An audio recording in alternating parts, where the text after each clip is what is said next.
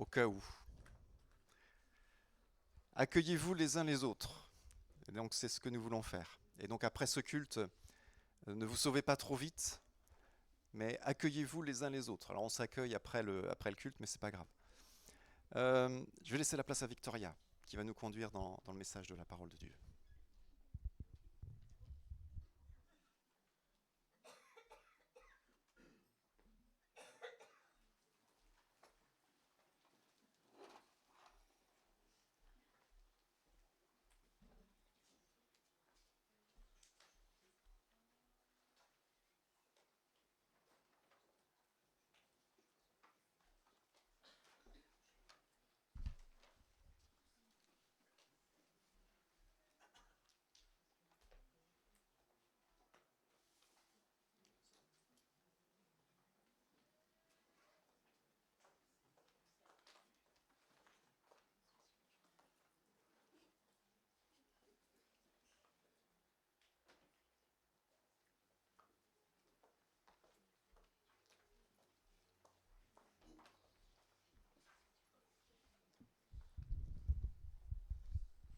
Bonjour à tous. Merci Seigneur pour ta parole qui libère les captifs. Amen. Alors, j'espère que vous aimez les histoires. Je crois qu'il y a des enfants qui sont là. Vous aimez les histoires? Oui, je vais essayer de vous raconter une histoire. Les grands, est-ce que vous aimez les histoires aussi? Oui, ça va aller alors. Alors, cette histoire est racontée par Jean au chapitre 4 de son évangile. Et elle commence avec Jésus qui se déplace. Donc on n'est pas encore là. Jésus ayant su que les pharisiens avaient entendu dire qu'il faisait baptiser plus de disciples que Jean-Baptiste, il quitta la Judée et retourna en Galilée. Donc, cette histoire commence en nous disant que Jésus part en promenade, il quitte la Judée et il retourne en Galilée. Donc, il le fait à cause des pharisiens. Alors, je ne sais pas si les enfants, vous avez déjà entendu le mot pharisien. Peut-être que oui, mais c'était des gens de l'époque de Jésus, c'était des chefs spirituels. C'était des gens qui se considéraient comme plus spirituels que les autres et comme plus purs que les autres. Ils aimaient bien dire aux gens comment il fallait faire, comment il fallait vivre. Et donc, Jésus se rend compte qu'à cause de sa popularité, qu'il va avoir des problèmes avec les pharisiens. Donc, il choisit de quitter la Judée et de retourner en Galilée. Alors, les foules venaient à Jésus, pourquoi? Parce qu'il leur parlait de l'amour de Dieu, d'être aimé et d'aimer les autres. Il ne leur donnait pas plein de lois, il parlait de l'amour de soi et l'amour pour les autres. Je vous donne un commandement nouveau, aimez-vous les uns les autres comme je vous ai aimé. C'est Jésus qui a dit ça, qui a enseigné ça. Alors, je vais chercher dans mes affaires. On va essayer d'expliquer la différence entre l'enseignement de Jésus et l'enseignement des pharisiens.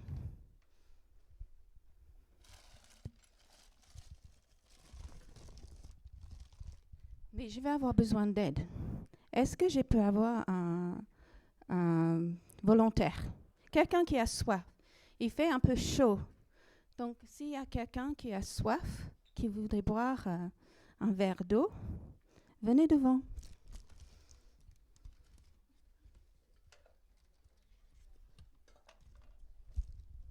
Qui a soif? Venez. Allez, tu viens? Ok. Donc, il me faut une seule, un volontaire. Mais il y aura d'autres volontaires plus tard. Un seul. Alors, je prends celui qui est venu en premier. Alors, vous pouvez mettre de l'autre côté de la table. Donc, où on va voir, j'ai 2 tasses, on va voir ce qui se passe. Ok. Voilà, tu vas choisir, je vais mettre 2 tasses devant toi et tu vas choisir celui dans lequel tu veux boire.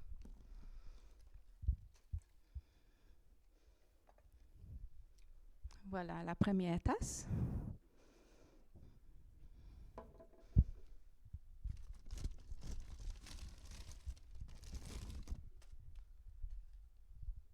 Et voilà la deuxième tasse.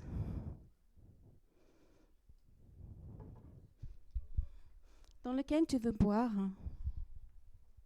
Dans celle-là. Tu veux boire dans celui-là? Tu es sûr? Oui, où elle est ta maman? Viens. Est-ce que tu veux que ton fils boive dans cette tasse-là?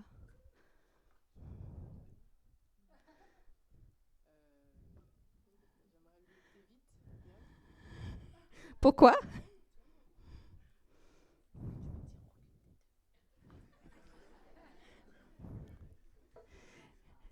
Alors, qu'est-ce qu'elle pense ta maman?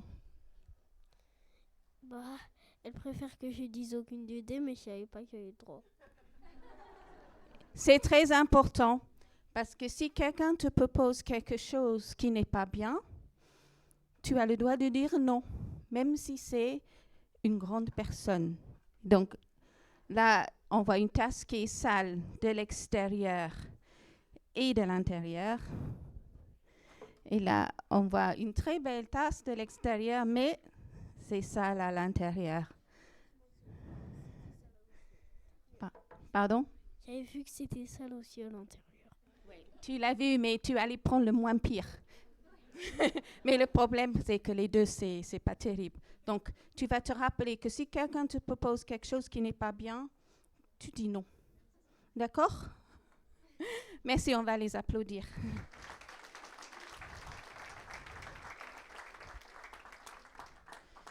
Donc, l'enseignement de Jésus vise à aider les gens à changer depuis l'intérieur. On a tous le cœur, l'intérieur de nous qui a besoin d'être nettoyé par Jésus. Mais les pharisiens, ils faisaient l'inverse. Ils essayaient de changer l'extérieur des gens pour que ça ait une belle apparence et peu importe l'intérieur. C'était ça les pharisiens.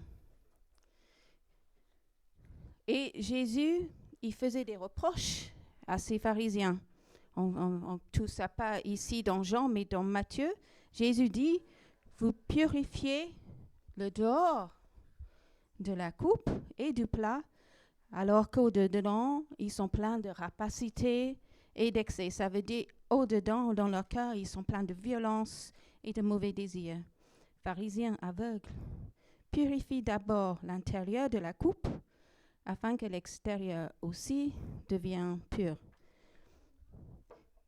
Si je prends cette tasse-là et je le mets dans l'eau de vaisselle ou dans la vaisselle, elle va être nettoyée partout, à l'intérieur et à l'extérieur.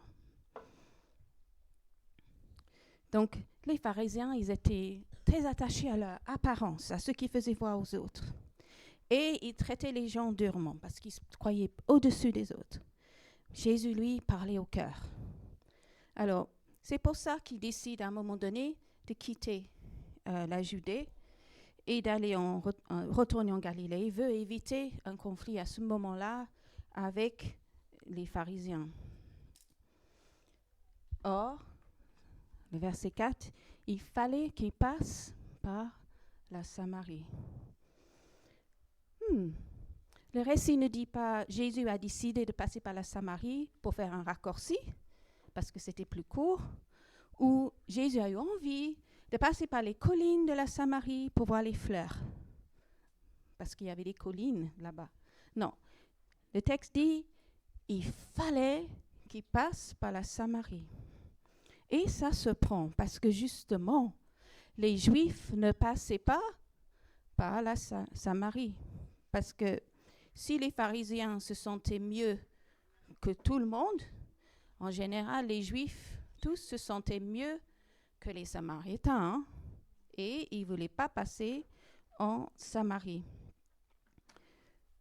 Oui, c'est un fait, parce que, en fait, 700 ans, c'est lié au passé d'Israël. 700 ans avant ça, le roi d'Assyrie a conquis la Samarie, le royaume du Nord, et il avait déporté la plupart des Juifs qui vivaient là, et il a amené de nouvelles populations. Et toutes ces nouvelles personnes, ils se sont mélangés aux Juifs très pauvres qui restaient, et ça a créé un mélange. Donc, ils considéraient les Samaritains comme des gens mélangés, comme un peuple pas pur. Ils les méprisaient. Ils les voyaient, en fait, les Samaritains, voilà, comme des tasses sales. Donc, en général, on essaie d'éviter ce qui est sale. C'est un peu comme notre histoire de la dernière fois. On a parlé de quelqu'un qui s'appelle Zachée. Vous vous souvenez de Zachée? Oui. Alors lui, il travaillait pour les Romains. Il profitait de sa position de collecteur de taxes et il volait l'argent aux gens. Et comme ça, à cause de ça, les Juifs de Jéricho, ils ne l'aimaient pas, ils le méprisaient. Donc là, c'est un peu pareil. La Samarie, c'est plein de gens pas très fréquentables. Alors, la Samarie se trouvait entre la Judée, il y avait la Judée dans le sud, la Galilée dans le nord et Samarie au milieu. Et en général, les Juifs, ils traversaient le Jourdain, ils contournaient la Samarie pour éviter d'y mettre les pieds. Mais Jean écrit, il fallait qu'il passe par la Samarie. Jésus dit qu'il doit passer par la Samarie. Peut-être que Jean, qui écrit l'histoire, il se rappelle de Jésus qui insiste. Et on peut imaginer l'apôtre Pierre qui dit, mais non, Jésus, tu ne vas pas passer par la Samarie. On va dire que tu es sali, tu vas aggraver les choses avec les pharisiens. On va dire que tu n'es pas pur, Jésus, il ne faut pas que tu passes par la Samarie. Mais Jésus insistait, non, je dois passer par la Samarie. Peu importe ce que pensent les gens, j'ai quelque chose d'important à faire là-bas. Il faut que. Ça rappelle ce que Jésus a dit à Zachée devant tout le monde. Zachée, descends vite, il faut que je demeure aujourd'hui chez toi.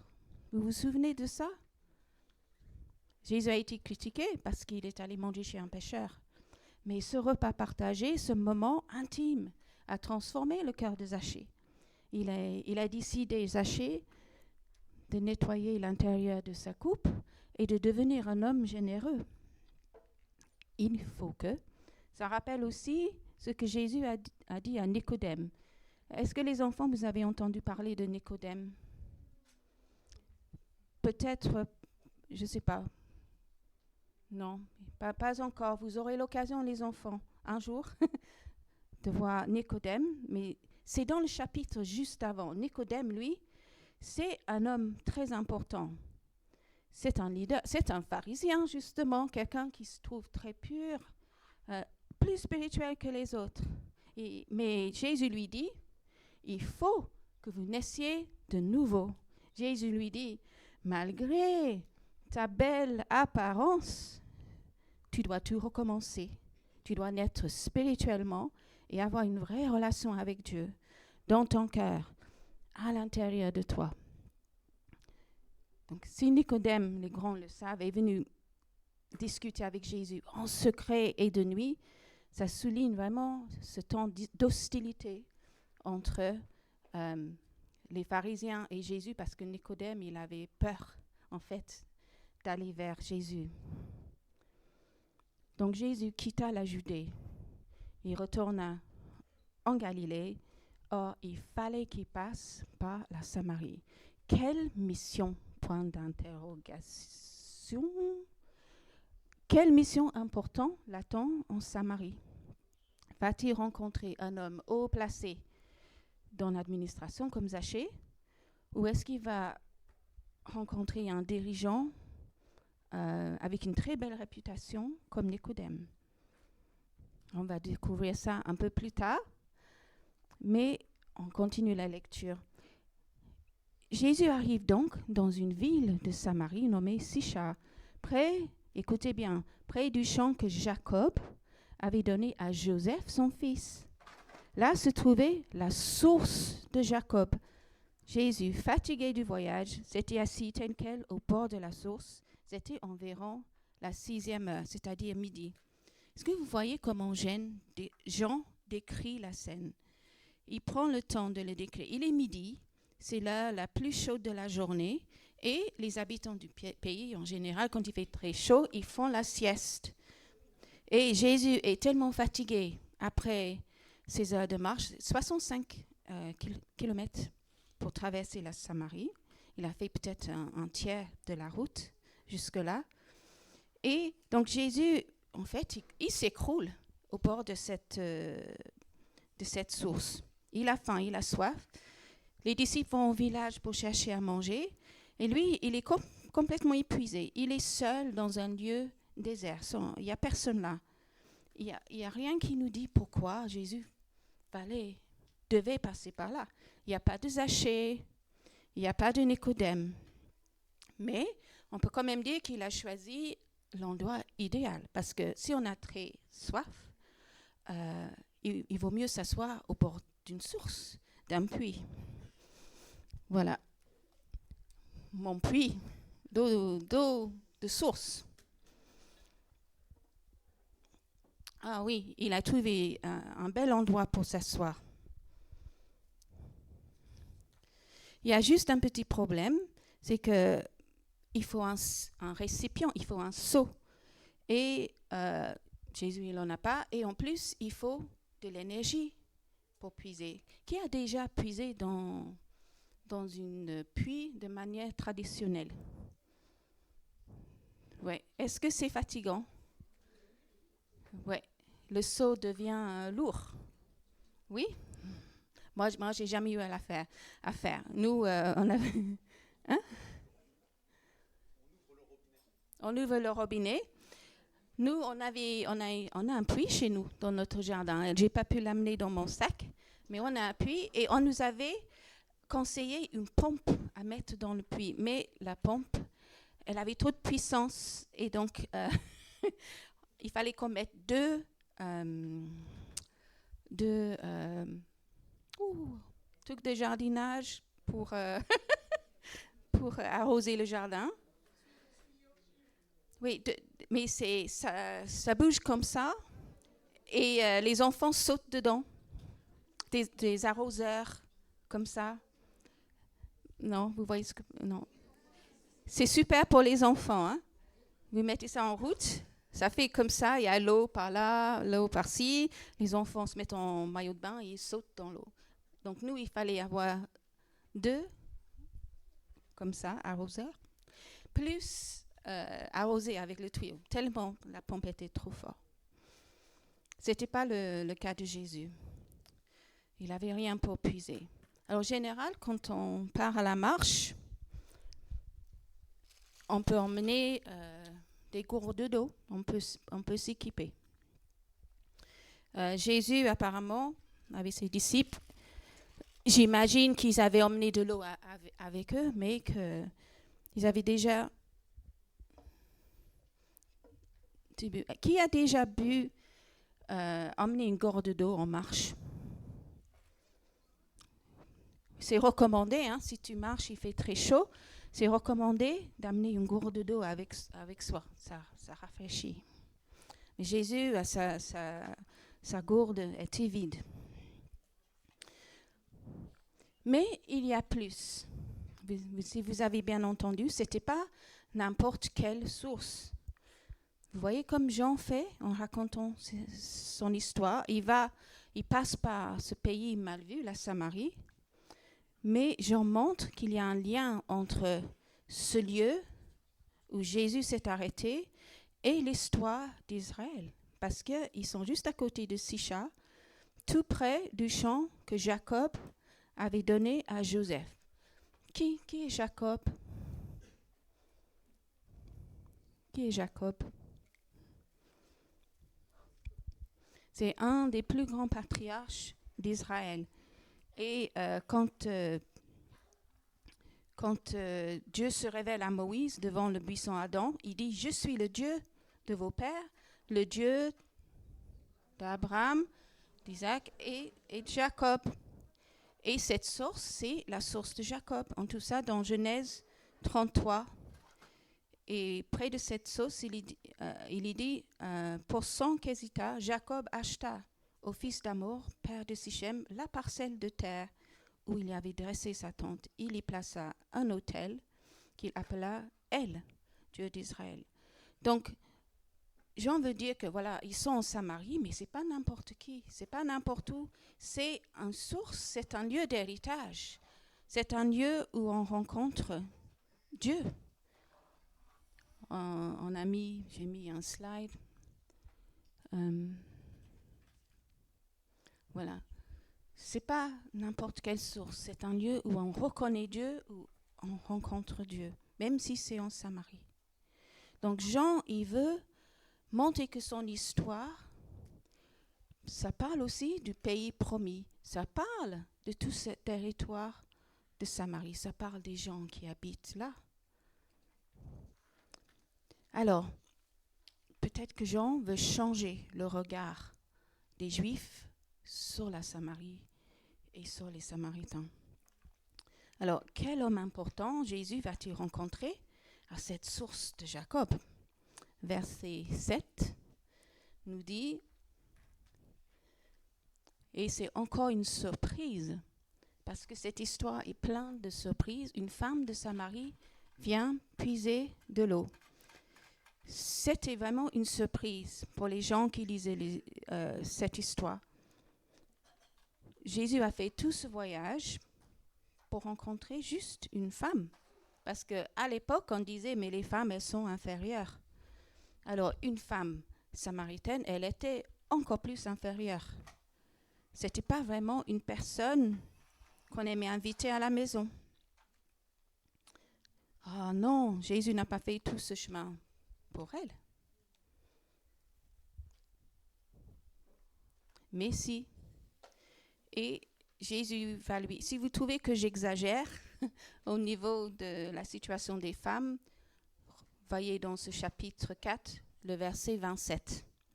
Vous allez voir. Jésus lui dit, donne-moi à boire. Ses disciples, en effet, étaient allés à la ville pour acheter des vivres. La Samaritaine lui dit, comment toi, qui es juif, peux-tu me demander à boire à moi, qui suis une Samaritaine? Les Juifs, en effet, ne veulent rien avoir de commun avec les Samaritaines. Donc, ça, c'est vraiment une surprise pour la femme elle-même. Elle vient là et elle est surprise parce qu'un inconnu juif va lui parler. Il aurait dû l'ignorer, la laisser de côté. Mais non seulement lui parle, il lui demande un service. Donne-moi à boire. Elle pense, Jésus veut étancher sa soif. Donc elle est bien équipée, elle a un seau, sans doute, et une jarre qu'elle remplit d'eau. Donc Jésus, il a soif, il a besoin d'elle, il demande à boire. Mais elle a dû être vraiment très surprise parce qu'elle sait très bien que pour un juif, boire dans un récipient qu'elle a touché, ça le rendrait sale et impur aux yeux des Juifs. Donc, boire dans la jarre de la femme, c'est comme si Jésus buvait dans une tasse vraiment sale. Donc, elle devait être vraiment sidérée et de se dire, voilà, ce Juif-là, non seulement me parle, il me demande à boire, il ne me fuit pas. Qui est cet homme qui me parle et qui ne me fuit pas? C'est vraiment comme l'histoire de Zachée quand Jésus s'invite à table. Jésus invite cette femme à être la personne honorée qui l'accueille en Samarie. Jésus est en train de lui dire, moi je t'accepte. moi je t'accepte. Mais ça n'arrête pas là parce que les surprises s'enchaînent dans cette histoire. La prochaine surprise, et c'est pour celui qui lit l'histoire, c'est que Jean juge bon de raconter toute la conversation entre Jésus et la femme samaritaine. Tout comme au chapitre 3, il a raconté toute la conversation entre Jésus et Nicodème. En fait, il est en train de la mettre sur le même plan que le spécialiste de la loi. Conversation avec Nicodème, conversation avec la femme samaritaine. Et donc là, quoi? Le lecteur, le juif, une femme serait capable de parler de choses spirituelles avec un rabbin. Ce n'était pas courant. Ça ne se faisait pas à l'époque. Et c'est comme ça que les hommes de l'époque réagiraient. Jésus parlait avec un homme instruit comme Nicodème, ça vaut le coup.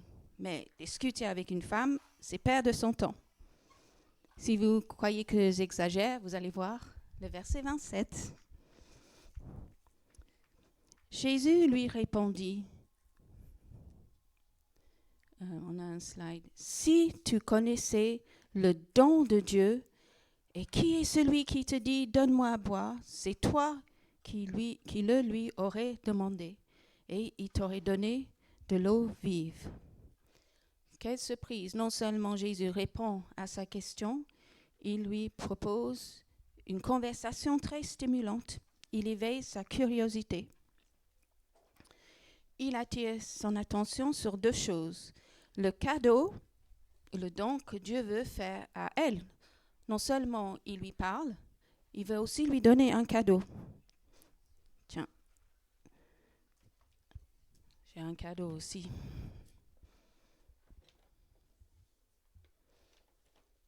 Hop. Oups.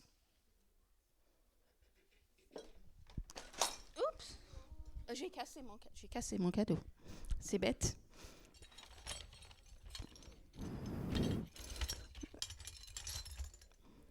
Voilà, j'étais pas censée le casser, mais voilà, c'est pas grave. J'étais pas censée casser mon cadeau, mais voilà, un cadeau et son identité à elle. Et dans toute cette conversation, on voit que Jésus, il utilise la méthodologie de l'enseignant à l'école. Le rabbin et le maître, le rabbin et son disciple. Jésus enseignait, les rabbins de l'époque enseignaient par question-réponse. Est-ce que les enfants, est-ce que les professeurs vous posent des questions à l'école?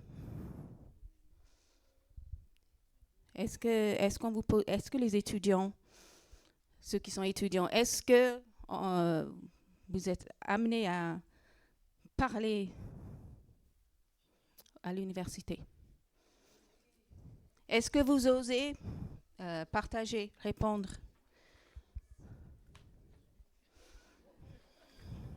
J'ai été prof d'université et je sais comment faire répondre les élèves, aux jeunes. Je sais comment faire. Il faut juste attendre. Et vous attendez jusqu'à ce que ça devienne insupportable et après, ils ont tous quelque chose à dire.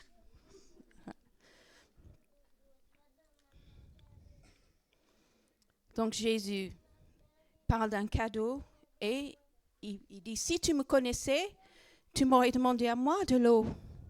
Tu m'aurais demandé à moi d'étancher ta soif, de te donner à boire. Et exactement comme Nicodème, elle ne comprend pas le langage imagé de Jésus. Là, j'ai pas d'image, mais j'ai dit que c'était une source d'eau. Est-ce que c'est vraiment une source d'eau? Non, c'est pas vraiment une source. Mais l'eau a été prise à la source. Mais on ne voit pas la source. On n'est pas en Auvergne. Donc Jésus parle en image. Et quand Jésus dit à Nicodème qu'il doit naître de nouveau, Nicodème ne comprend pas. Et il dit, un homme peut pas retourner dans le ventre de sa mère et naître une deuxième fois. Sa question semble un peu ridicule. la Samaritaine, elle ne comprend pas Jésus non plus. Elle dit, Seigneur, tu n'as rien pour puiser et le puits est profond. D'où aurais-tu donc cette eau vive? C'est elle qui est équipée, ce n'est pas Jésus. Puis elle dit, serais-tu toi plus grand que Jacob, notre père, qui nous a donné ce puits et qui en a bu lui-même, ainsi que ses fils et ses troupeaux? Donc elle ne voit pas comment Jésus pourrait lui donner de l'eau, à moins que Jésus puisse faire apparaître de l'eau de façon miraculeuse. On sait qu'il peut, puisqu'il a changé l'eau en vin. On sait qu'il peut faire ce genre de miracle. Mais on voit qu'elle se demande qui est cet inconnu. Elle veut vraiment savoir qui il est. Est-ce que tu es plus grand que Jacob, ce patriarche? Et Jean nous fait comprendre quelque chose sur son identité à elle. On voit que comme les Juifs, les Samaritains considèrent Jacob comme leur père. Et elle connaissait la Genèse. Donc Jean montre à ses lecteurs que finalement, les Samaritains ne sont pas si différents des Juifs. Voilà, j'ai mis sur un slide. Les Samaritains, ces gens méprisés, ne sont pas si différents que nous, finalement. Et la prochaine surprise, Jésus annonce la bonne nouvelle à cette femme samaritaine. Il avait dit que sa mission, c'était envers les Israélites, mais là, il est en train de parler à une Samaritaine. Ça ne devait pas arriver comme ça. Et il utilise l'image de l'eau. Ils sont là. C'est midi, le soleil tape très fort. Ce n'est pas l'heure habituelle pour puiser de l'eau. Il fait trop chaud pour l'activité physique. Elle vient de faire remonter le seau d'eau qui est lourd. Elle est peut-être en sueur. Et donc, je crois qu'elle a vraiment compris ce que c'est l'image de l'eau. Elle sait ce que c'est la soif. Est-ce qu'il y a des gens qui ont soif ici? J'ai besoin de 2 enfants qui ont soif. Et cette fois-ci, voilà. J'ai des verres propres. Marc, tu peux m'aider?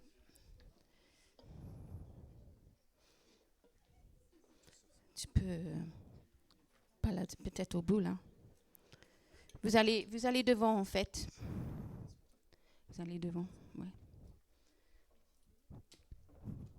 Voilà.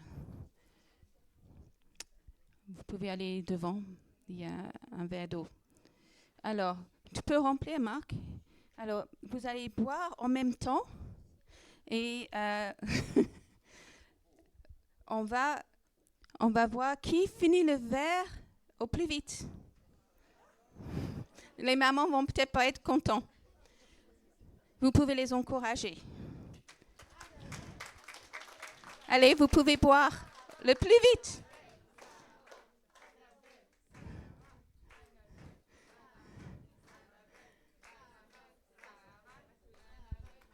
Ouais. Il y a une gagnante. Et est-ce que ça va bien là? Est-ce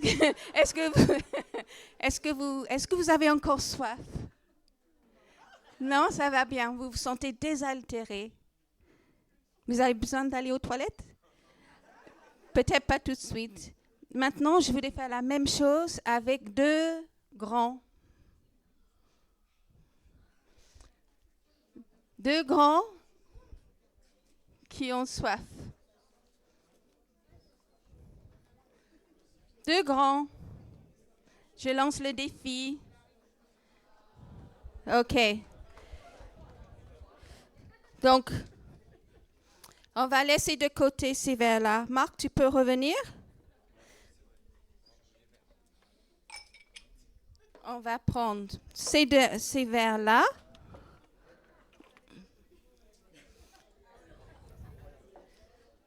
Les gourdes? Oui. les gourdes, mais vous commencez pas. Et 2 petites bouteilles.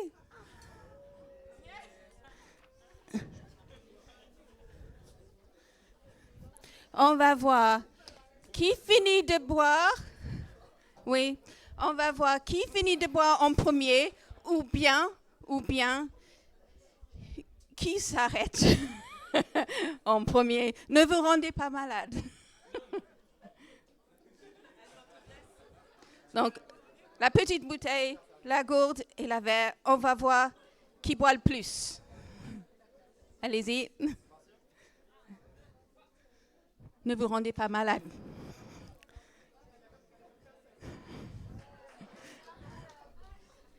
Je ne savais pas combien d'eau il fallait prendre.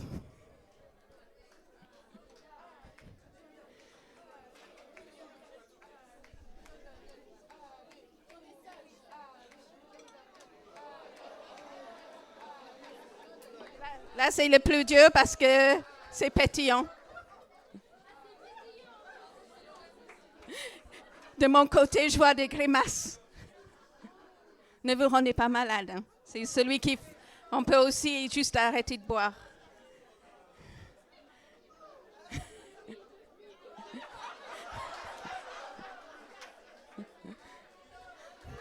Oh là, Yann.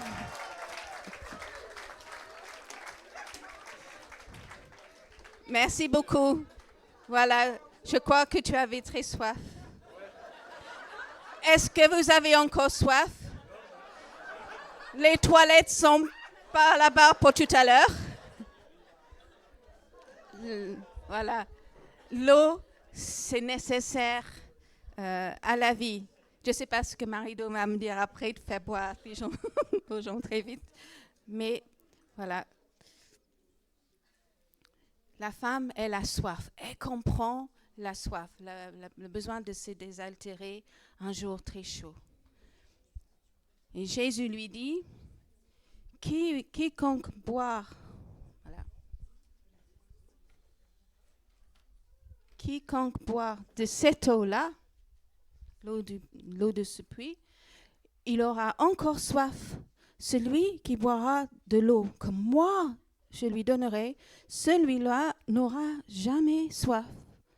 L'eau que je lui donnerai deviendra en lui une source d'eau qui jaillira pour la vie éternelle. Jésus parle de la vie spirituelle intérieure. Jésus parle du Saint-Esprit qui coule comme un fleuve d'eau vive. Il parle d'une vie spirituelle abondante, une source intarissable que le Saint-Esprit met en nous. La femme dit à Jésus, « Seigneur, donne-moi de cette eau-là pour que je n'ai plus soif et que je n'ai plus à venir puiser ici. » Donc, elle n'a toujours pas saisi. Elle n'a pas saisi. Elle croit que c'est peut-être une eau magique, mais elle n'a pas compris que c'est vraiment quelque chose de spirituel. Elle réagit peut-être... elle est très terre à terre. Elle est peut-être préoccupée. Elle est sans doute très fatiguée par ses tâches quotidiennes, par la réalité matérielle de sa vie. Et donc, elle réagit un petit peu comme si Jésus était juste un magicien qui pourrait résoudre ses problèmes. Et est-ce que parfois, nous, on traite Jésus un petit peu comme s'il était un magicien? Est-ce que des fois, on voit en lui une source de miracle qui nous facilite la vie? Voilà, Jésus qui répond à nos envies. Seigneur, donne-moi ceci, cela. Seigneur, peux-tu faire ceci, cela, pour que je n'ai plus besoin de venir puiser ici, ceci ou cela. C'est vite fait ensuite de faire des reproches au Seigneur quand il n'agit pas exactement comme on voudrait. Mais Jésus n'est pas un distributeur automatique de boissons où on choisit notre soda. Non, Jésus nous propose une eau pure, non polluée, une eau spirituelle. Jésus n'est pas un magicien. Jésus n'est pas comme un magicien. Jésus n'est pas comme un sorcier ou un marabout. Il n'est pas comme certaines personnes dans notre monde qui prétendent de l'être. à tort et qui croient peut-être sincèrement l'être. Jésus est le Seigneur de l'univers. Il a autorité sur tout le monde, sur toutes choses, et rien ni personne n'est plus fort que Jésus-Christ. Amen. La femme samaritaine n'a toujours pas compris que Jésus ne parle pas d'une liquide terrestre, de H2O, qu'on boit, qu'on utilise pour laver les objets sales. Mais Jésus a quand même réussi à attirer l'attention de la femme sur lui, qui il est. Elle voulait vraiment savoir qui il est. Qui est cet homme qui prend le temps de lui parler, qui veut lui offrir quelque chose, un cadeau qu'on va imaginer, pas casser.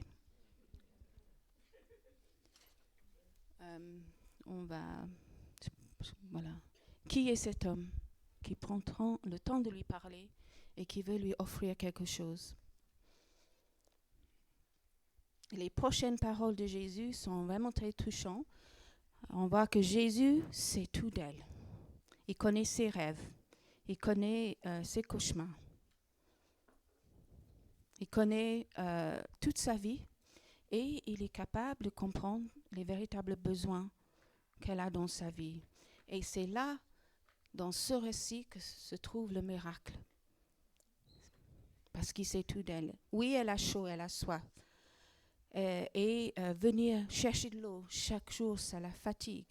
Mais il y a autre chose dans sa vie qui l'a épuisée émotionnellement et moralement. Va, lui dit-il, appelle ton mari et reviens ici. On a un slide. Voilà, c'est Jésus. On a l'impression qu'il change de sujet, mais en fait, il est en train de mettre le doigt sur les préoccupations de la femme. Il amène les choses sur un plan relationnel, puisque oui, le plus grand besoin de l'être humain, après les choses nécessaires, la nourriture, le boisson, l'abri, c'est d'aimer et être aimé. La femme répondit, « Je n'ai pas de mari. » Jésus lui dit, « Tu as raison de dire, je n'ai pas de mari. Car tu as eu 5 maris et celui que tu as maintenant n'est pas ton mari. En cela, tu as dit vrai. Seigneur, je vois que toi, tu es prophète. » Elle est vraiment étonnée parce que Jésus connaissait sa vie. Il met le doigt sur le point sensible, le point qui fait mal. Ce qu'elle considère, ce que les autres considéraient comme l'échec de sa vie de femme. Elle n'a pas de mari. Aujourd'hui, dans notre société occidentale, ce n'est pas considéré de la même manière comme un problème. Jésus, lui, a commencé à changer la culture pour les chrétiens parce qu'il était célibataire et l'apôtre Paul a fait l'éloge du célibat. Il a même dit que c'était un don spirituel. Mais à l'époque, pour une femme, et même dans plein d'époques, être divorcée, sans parler d'être divorcée 5 fois, c'était une honte. Et si aujourd'hui, ce n'est pas le cœur de Dieu pour les hommes et les femmes de se séparer, c'est très courant. Et Jésus, lui, il regarde la réalité en face. Et il n'a pas peur, Jésus, de regarder la réalité en face. Il ne veut pas qu'elle ait peur, elle, de regarder la réalité en face. Elle dit, je n'ai pas de mari, mais elle n'explique pas pourquoi. C'est Jésus qui dit, en fait, voilà ce qui s'est passé dans ta vie, voilà ce qui s'est passé, voilà ce que tu as vécu. Aujourd'hui, on essaie de faire des divorces amicaux, mais ça fait quand même aussi des cœurs brisés. Mais la Bible dit que Dieu est là pour consoler les cœurs brisés. Et voilà la mission de Jésus près de Sichem. Voilà pourquoi Jésus devait passer par la Samarie. Jésus est venu consoler le cœur éclaté en 1000 morceaux de cette femme. Voilà. J'ai cassé autre chose, mais ce n'était pas exprès. Voilà, j'ai un cœur éclaté en 1000 morceaux.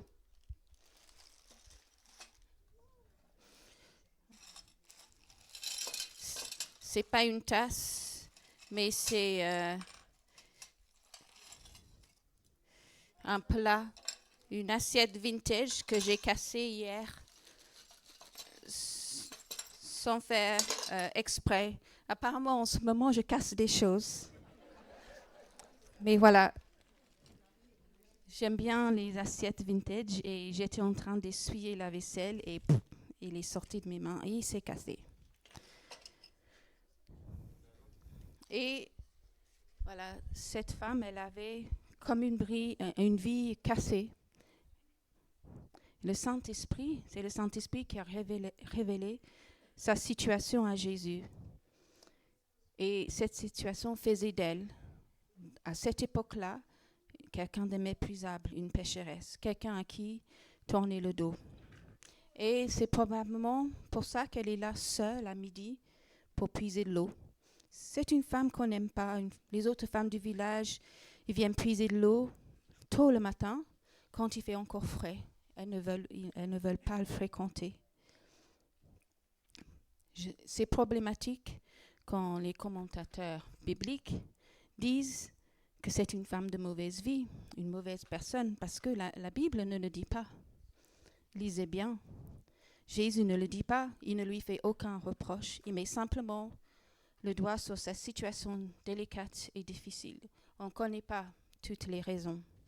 Ça, c'est pas mis dans l'histoire biblique. Mais c'est bien pour elle que Jean a écrit, il fallait qu'il passe par la Samarie. Jésus a défendu souvent les femmes divorcées.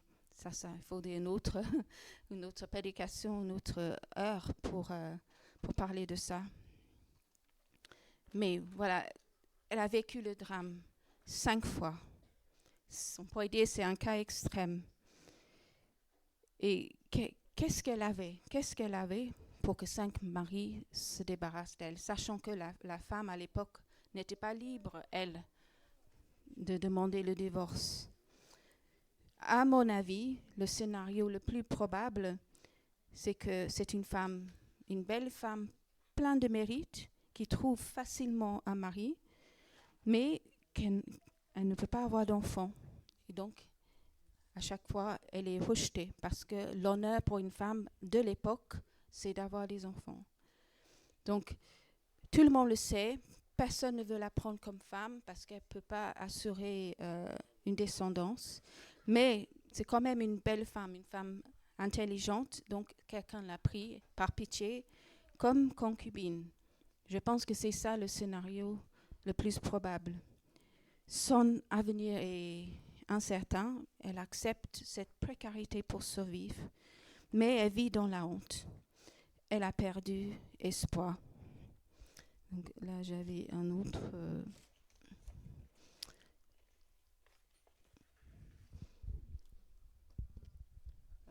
Je pense que c'était une personne de bien, mais voilà, qui a juste eu le cœur brisé et ses rêves qui n'étaient pas réalisés.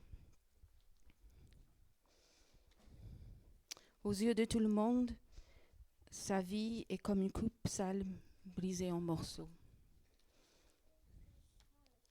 Quelle surprise, quel choc pour elle, quand ce juif inconnu entame une conversation avec elle, lui raconte sa vie. Elle veut savoir vraiment qui il est et pourquoi il lui dit ça. Et on a l'impression qu'elle est un peu honte parce qu'elle essaie de changer de sujet. Elle détourne la conversation de sa vie personnelle.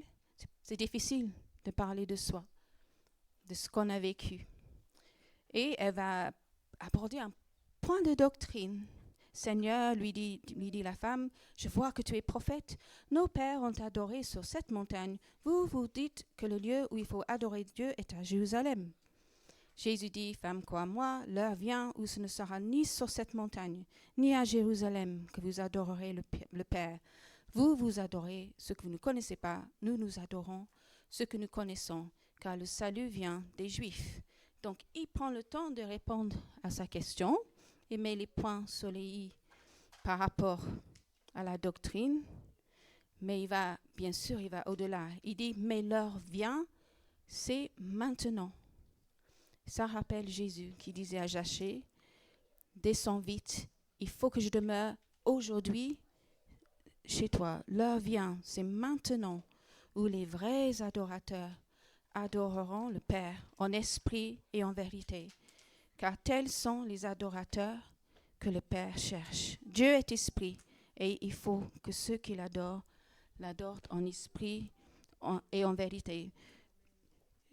Dieu ne cherche pas des adorateurs avec une belle apparence, mais des gens qui sont prêts à reconnaître qui sont vraiment à l'intérieur, d'être des personnes authentiques. Quelle révélation extraordinaire! Non seulement Jésus respecte cette femme en discutant avec elle,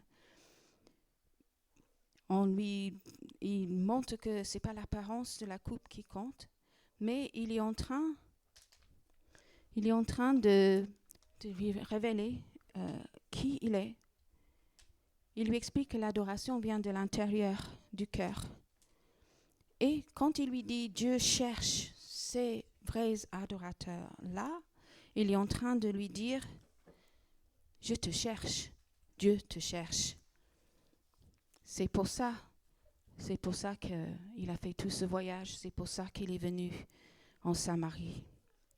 Et Jésus montre que c'est l'adoration du Père qui guérit toutes les séparations entre les Juifs et les Samaritains, entre les hommes et les femmes, entre les garçons et les filles, entre les bons élèves et les mauvais élèves, entre les gens bien, les gens qu'on considère comme mauvais. Jésus lui donne une vision de l'adoration comme un lieu de rassemblement où les préjugés disparaissent dans la présence de Dieu, un lieu où on reconnaît Dieu et un lieu où on rencontre Dieu. C'est dans l'adoration. Il fallait que Jésus passe par la Samarie parce que Dieu le Père était en train de chercher cette femme. J'ai mis un slide pour ça.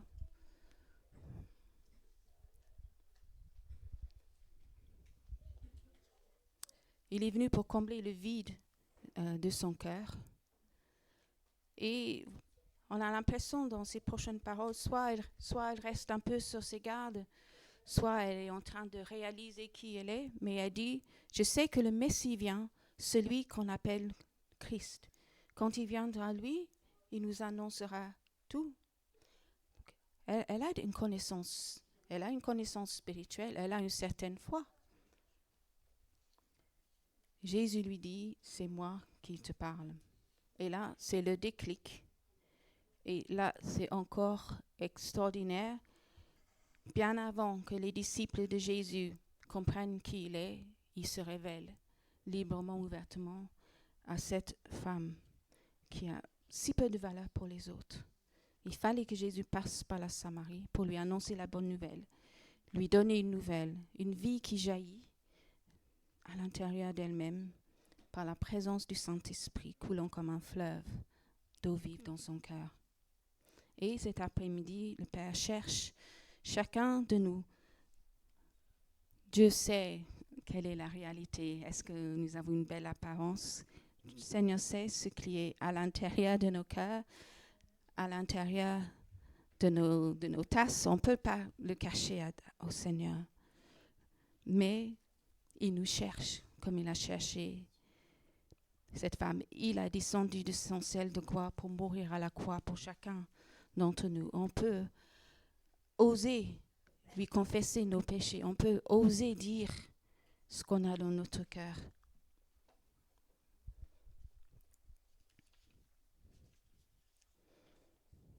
Comme Zachée, cette femme est complètement transformée par sa conversation avec Jésus. Et elle va dans la ville, elle dit aux gens, venez voir, il y a un homme qui m'a dit, tout ce que j'ai fait serait le Christ. On voit que c'est la révélation prophétique qu'il a reçue, qui a vraiment déclenché sa compréhension petit à petit. Elle ne ressent plus le besoin de se cacher, de marcher dans l'ombre des petites ruelles, craignant le regard des autres. Elle a été libérée du poids de la honte. Et La Bible dit qu'à cause de la parole de la femme qui rendait ce témoignage, beaucoup de Samaritains ont aussi cru en Jésus. Le texte dit, ils furent encore beaucoup plus nombreux à croire à cause des paroles de Jésus, parce qu'ils vont tous courir à la rencontre de Jésus. Et en plus, Jésus va rester là 2 jours pour enseigner. Jésus reste 2 jours en Samarie pour enseigner. Ça ne devait pas se faire. Mais Jésus est resté en Samarie pour enseigner. Il fallait qu'il passe par la Samarie pour que la vie nouvelle jaillisse dans le cœur de cette femme, que cette vie déborde sur les autres, sur toute la ville. Et on voit que la Samarie faisait partie de la zone blanche pour Jésus. Et quand ses disciples reviennent, ils font leur course, ils reviennent. Le verset 27 dit qu'ils sont surpris de le voir en train de parler avec une femme. Et ils sont surpris de toute cette conversation. Mais Jésus leur dit, je vous le dis, levez les yeux et regardez les champs. Ils sont blancs pour la moisson. Il y a des personnes qui nous semblent méprisables ou des personnes, on se dit, non, cette telle personne ne voudrait jamais donner son cœur à Jésus. Mais le Seigneur nous dit de regarder les gens comme des personnes qui sont en recherche de Dieu et plus encore des personnes que Dieu cherche. Amen. Je vais peut-être être très long, je ne sais pas. Et j'avais une tasse. J'avais une tasse, une jolie tasse avec un cœur dessus. Et à l'intérieur du cœur de la tasse, j'avais mis, une rose de mon jardin. Voilà. C'était juste une image, parce que la Bible est pleine d'images. Seigneur, nous voulons te remercier pour ton amour. Seigneur, c'est vrai qu'il est impossible vraiment d'expliquer, de parler de cette histoire et d'être capable de voir toutes les facettes de cette histoire, toutes les profondeurs de cet échange entre Jésus et cette femme. Mais Seigneur, nous savons que tu viens à la rencontre de chacun de nous, que nous soyons comme Nicodème. On se considère comme très bien, que nous soyons comme Zachée. On se considère petit ou rejeté par les autres, qu'on se sente honteuse. Quel que soit, Seigneur, notre regard sur nous-mêmes, tu nous cherches. Merci parce que tu es déjà venu à notre rencontre. Et Seigneur, nous te demandons de continuer à faire ton œuvre dans notre cœur. Nous te demandons de nous équiper, Seigneur, pour regarder les autres comme toi tu les vois. Et remplis nos cœurs de cette vie abondante, de cette vie, cette source d'eau vive. Merci, Seigneur, d'étancher notre soif. Je prie pour mes frères et sœurs qui ont besoin de recevoir, Seigneur, encore cette eau vive cet après-midi.